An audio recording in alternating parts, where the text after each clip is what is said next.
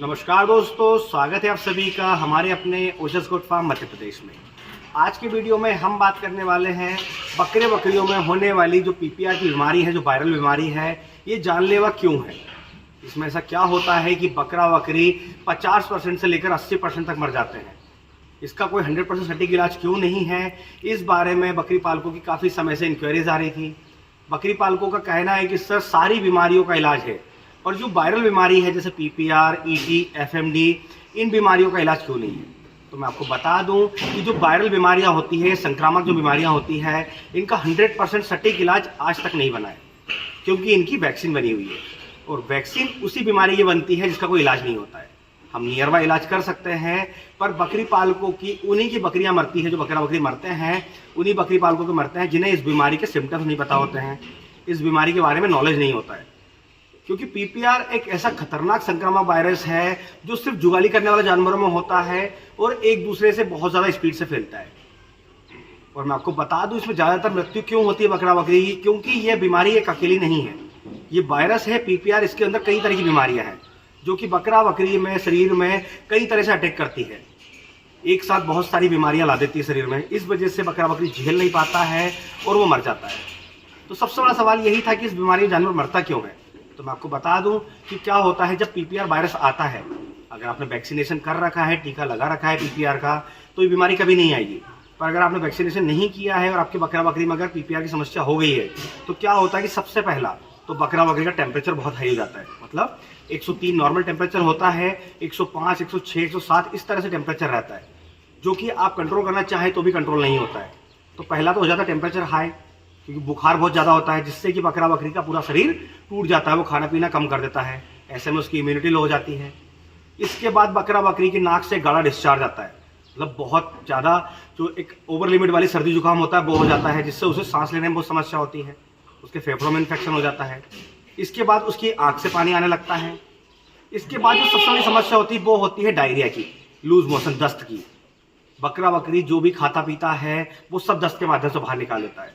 ऐसे में शरीर में पानी की कमी हो जाती है।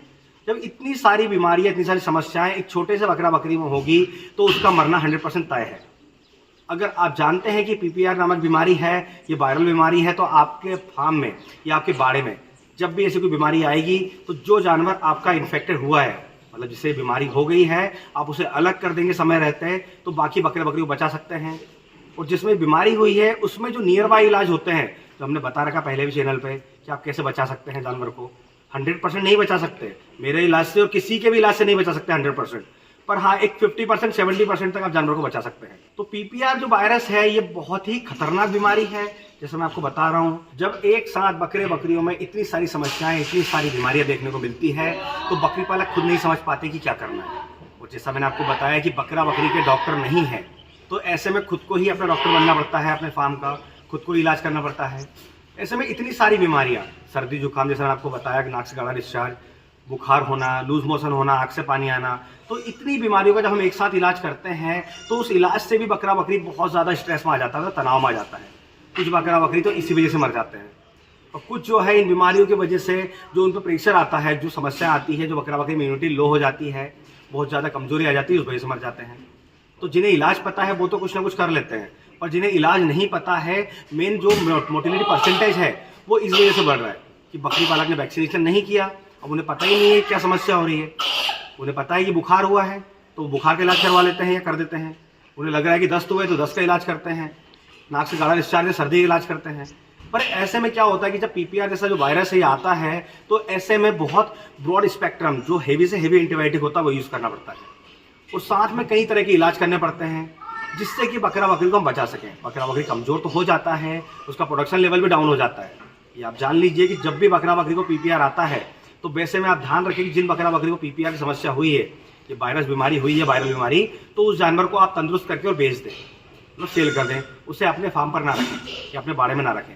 क्योंकि जब भी ये वायरल बीमारी होती है जिन बकरा बकरियों को, वो कभी भी उनका प्रोडक्शन लेवल हाई नहीं होता है। फीमेल बकरियों में दूध की समस्या बनी रहती है, वो हीट पर बहुत कम आती है, समय से बच्चा नहीं देती है, समय से क्रॉस नहीं होती है, कंप्लीटली प्रोडक्शन लेवल डाउन हो जाता है, वो बहुत ज़्यादा ग्रोथ भी नहीं कर पाती, वजन गेन नहीं कर पाती है। तो ये बात का आपको ध्यान रखना है कि जब भी आपके फार्म में बाड़े में ये वायरल बीमारी, संक्रामक बीमारी आ जाए तो अपने एनिमल को आप जल्दी से जल्दी, जितने जल्दी रिकवर कर सके करके आप उसे सेल कर दीजिए, और जो फ्रेश एनिमल है उसे लाकर आप फिर से उनसे अपना ब्रीडिंग सेटअप चलाइए, जिससे कि आपको नुकसान नहीं होगा। क्योंकि बकरा बकरी का इलाज करने में जो पैसा खर्च हुआ वो तो होगा ही, पर आप उनको जब अपने पॉकेट से खिलाएंगे और उनसे प्रोडक्शन नहीं मिलेगा तो बहुत ज़्यादा नुकसान होगा। तो दोस्तों, यह जो PPR बीमारी है इसके बारे में मैंने आपको सिम्टम्स बताए, इलाज पहले ही चैनल में बता चुका हूं, आप चैनल पर जाकर देख सकते हैं, आपको डिटेल में वीडियो मिल जाएगा। इसके अलावा आपका जो सवाल था कि सर PPR वाली बीमारी जो वायरस बीमारी है इसमें बकरा बकरी मर क्यों जाता है, उसके बारे में मैंने आपको डिटेल में जानकारी दी। तो दोस्तों, अगर आप कहीं से बकरा बकरी ले रहे हैं तो आप 100% कन्फर्म हो जाएं कि वो बकरा बकरी वैक्सीनेटेड हो। आप गारंटी लेकर ले जानवरों को कि क्या इनको वैक्सीनेशन लगा हुआ PPR का, क्योंकि PPR के बाद ही ET और FMD आता है। और जैसे अभी बारिश का मौसम आ रहा है, अगर अभी आप कहीं से एनिमल ला रहे हैं तो 100% वैक्सीनेटेड लेकर आइए। थोड़ा सा महंगा मिलेगा, अगर आप हमारे फार्म से भी खरीदना चाहते हैं तो 100% वैक्सीनेटेड जानवर मिलेंगे हमारे यहाँ, जो कि हम गारंटी से देते हैं। तो कभी भी आप बिना वैक्सीनेशन जानवर लेकर ना आए, क्योंकि जो थोड़ा सा रेट महंगा मिलता है वो जब बकरा बकरा का जो मर जाएगा बात वहीं पर बराबर हो जाती है। तो थोड़ा सा महंगा ले, मदर गोट ले, जिससे कि आपका फार्म आगे बढ़े और चलता रहे और आप उससे अच्छा पैसा कमा सके। तो मैं उम्मीद करता हूं कि आज के वीडियो में जो जानकारी दी मैंने आपको, आप समझ गए होंगे और आप अपने बकरा बकरी को लेकर आगे इन बीमारियों को लेकर सतर्क रहेंगे। तो आज की वीडियो में बस इतना ही।